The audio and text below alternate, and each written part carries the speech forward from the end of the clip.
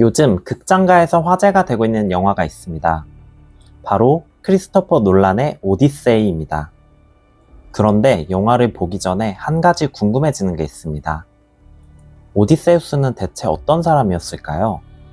외눈박이 거인을 만나고 사람을 돼지로 만드는 마녀를 만나고 죽은 자들의 세계에 내려가고 사람을 유혹하는 세이렌의 노래를 듣고 수많은 괴물과 신들을 지나서 무려 10년 만에 고향으로 돌아온 남자. 그런데 이 이야기를 처음 접하면 조금 이상합니다. 왜 신들은 계속 이 사람을 도와주는 걸까요? 오디세우스가 신의 아들이기라도 한 걸까요? 그리고 왜 집에 도착한 뒤에는 굳이 거지로 변장해서 숨어 있었을까요? 오늘은 그리스 신화를 거의 모르는 분들도 따라올 수 있도록 오디세우스가 누구인지부터 그가 10년 동안 어떤 일을 겪었는지, 그리고 마지막에 왜 그렇게 치밀한 변장극을 벌였는지까지 하나씩 이야기해 보겠습니다. 시작하기 전에 이것부터 구분해야 합니다. 오디세우스는 실존 인물로 확인된 사람이 아닙니다. 고대 그리스의 서사시 오디세이아에 등장하는 영웅이자 왕입니다. 하지만 이 이야기의 배경인 트로이는 실제 장소입니다. 티르키에에서 고대 트로이 유적이 발견되었죠. 또 당시 청동기 시대의 이 지역에서 실제 전쟁이나 충돌이 있었을 가능성도 있습니다. 하지만 호메로스가 이야기한 트로이 전쟁이 실제로 일어났다는 증거는 없습니다. 트로이 목마도 마찬가지입니다. 실제로 거대한 목마를 만들어 트로이에 들어갔다는 역사적 증거는 없습니다. 그러니까 간단하게 구분하면 트로이라는 도시는 실제로 존재했으나 트로이 전쟁은 실제로 일어났다고 확언할 수 없습니다. 오디세우스와 트로이 목마도 실존이 확인된 것이 아닙니다.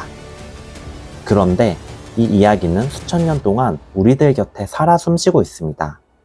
왜냐하면 이 신화에는 인간이라면 누구나 공감할 만한 이야기가 담겨있기 때문입니다. 그 이야기를 지금부터 따라가 보겠습니다. 오디세우스는 이타카라는 작은 섬나라의 왕입니다. 아내는 페넬로페, 아들은 텔레마코스입니다. 그리고 오디세우스는 힘보다는 꾀와 전략으로 유명한 영웅입니다. 그가 참여했던 전쟁이 바로 트로이 전쟁이죠. 그리스 군과 트로이 군은 오랫동안 싸웠고 오디세우스는 그 유명한 트로이 목마 작전을 짠 것으로 알려져 있습니다. 마침내 트로이가 함락되고 전쟁이 끝났습니다. 이제 오디세우스는 그리운 집으로 돌아가면 되죠. 고향 이타카에는 아내와 아들이 기다리고 있습니다. 그런데 집으로 돌아가는데 무려 10년이 걸립니다. 그 시간 동안 어떤 사건들이 있었을까요? 오디세우스와 부하들은 바다를 건너 어느 섬에 도착합니다. 그리고 거대한 동굴을 발견합니다. 안에는 양과 치즈가 가득했죠. 부하들이 말합니다. 식품만 챙겨서 배로 돌아갑시다. 그런데 오디세우스는 굳이 안에 들어가 보겠다고 말하죠. 왜일까요? 동굴 주인이 누구인지 직접 보고 싶었기 때문입니다. 그리고 어쩌면 자신들을 손님으로 환대해 줄지도 모른다고 생각했죠. 고대 그리스에서는 낯선 사람을 손님으로 받아들이고 대접하는 것이 관습이었습니다. 하지만 동굴 주인은 바로 키클롭스, 눈 하나만 가진 거인이었습니다. 거인의 이름은 폴리페모스. 폴리페모스는 오디세우스 일행을 발견하자 동굴 입구를 거대한 바위로 막아버립니다. 그리고 사람을 잡아먹기 시작했습니다. 힘으로는 이길 수 있는 상대가 아니었죠. 그래서 오디세우스는 머리를 씁니다. 폴리페모스에게 술을 먹이고 자신의 이름을 아무도 아니다 라고 말합니다. 그리고 잠든 폴리페모스의 눈을 찔러버립니다. 폴리페모스가 비명을 지르자 다른 키클롭스들이 찾아옵니다. 누가 너를 공격했냐고 묻자 폴리페모스는 아무도 아니다 라고 대답하죠. 다른 키클롭스들은 아무도 공격하지 않았다고 생각하고 돌아갑니다. 오디세우스의 계략이 성공한 겁니다. 하지만 그곳을 탈출하면서 오디세우스는 치명적인 실수를 합니다. 배에서 자신의 이름을 외쳐버린 것입니다. 내 이름은 오디세우스다. 문제는 폴리페모스가 바다의 신 포세이돈의 아들이었다는 겁니다. 이후 포세이돈은 아들의 눈을 멀게 한 오디세우스의 귀향길에 폭풍을 일으키는 등 방해를 했다고 합니다.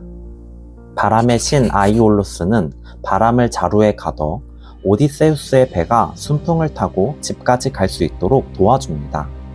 그리고 꿈에 그리던 고향 이타카가 보이기 시작합니다. 그런데 오디세우스가 잠든 사이 어처구니 없게도 부하들이 바람 주머니를 열어버립니다. 안에 보물이 들어있다고 착각한 것이죠. 바람이 한꺼번에 빠져나와 배는 다시 떠밀려 가버립니다. 안타깝게도 눈앞에 있던 집에서 다시 멀어져 버린 것입니다. 이후 오디세우스 일행은 키르케라는 마녀가 사는 섬에 도착합니다. 부하들이 그녀의 집에 들어가자 키르케는 그들을 돼지로 만들어 버립니다. 오디세우스는 전령의 신 헤르메스의 도움을 받아 그 마법에 저항하고 결국 부하들을 다시 인간으로 돌려놓는데 성공하죠. 키르케와 우호적인 관계로 변하고 오디세우스 일행은 이곳에서 1년을 머물게 됩니다. 그리고 다시 길을 떠날 때 키르케가 말합니다. 당신은 죽은 자들의 세계로 가야 합니다. 죽은 예언자 테이레시아스가 고향으로 돌아가는 방법을 알려준다고 한 것이죠. 결국 오디세우스는 저승으로 내려갑니다. 죽은 어머니를 포함해 예언자 테이레시아스를 만나고 자신이 앞으로 어떻게 해야 하는지 예언을 듣습니다. 그리고 다시 살아있는 세계로 돌아옵니다. 오디세우스의 배는 세이렌이 있는 곳을 지나가야 했습니다. 세이렌은 아름다운 노래로 사람을 유혹하는 존재죠. 노래를 들은 사람은 자신도 모르게 세이렌에게 다가가서 죽음을 맞이하죠. 그런데 오디세우스는 그 노래를 직접 듣고 싶어 합니다. 왜냐하면 세이렌의 노래를 들으면 더 많은 지식을 얻을 수 있다는 말이 있었기 때문입니다. 오디세우스는 부하들에게 자신을 돛대에 묶으라고 하고 자신이 아무리 풀어달라고 해도 절대 풀지 말라고 했습니다. 부하들의 귀에는 밀랍을 넣고 오디세우스는 돛대에 묶여 배가 세이렌 앞을 지나갑니다. 오디세우스는 세이렌의 노래를 듣습니다. 그리고 미친 듯이 자신을 풀어달라고 소리쳤죠. 하지만 부하들은 그를 풀어주지 않았습니다. 결국 오디세우스는 세이렌의 노래 속에서도 무사히 지나갈 수 있었습니다.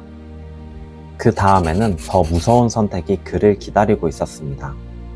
두 가지 길 중 한쪽에는 스킬라라는 바다 괴물이, 반대쪽에는 카리브디스라는 거대한 소용돌이가 있었던 것이죠. 한쪽으로 가면 잡아먹히고 다른 쪽으로 가면 배가 소용돌이에 빨려 들어갑니다. 오디세우스는 스킬라 쪽을 선택합니다.